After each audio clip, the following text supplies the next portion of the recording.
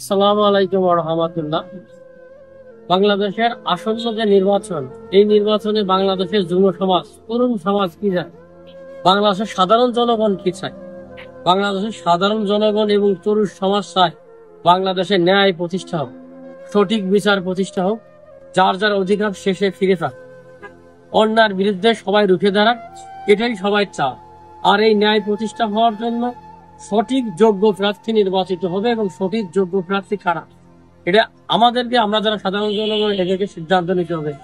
এই লোক শিক্ষিত, এই লোক মার্জিত, এ সন্ত্রাসী কর্মকাণ্ড করে না, চাঁদাবাজি করে না, এই লোকের দ্বারা দেশ গড়া সম্ভব, এই অর্থ সম্পদ লুণ্ঠন করে দেশের বাইরে পাচার করবে না, এইরকম লোক নির্বাচিত করতে হবে। এবং যারা নির্বাচিত করবে, এই সাধারণ জনগণকে হিসাব করতে হবে টাকার বিনিময়ে, যাতে বিক্রি না হয়ে ভোট বিক্রি না করে পারে। ভোট বিক্রি করা যাবে না, প্রতীকের পিছনে দৌড়দৌড়ি করা যাবে না।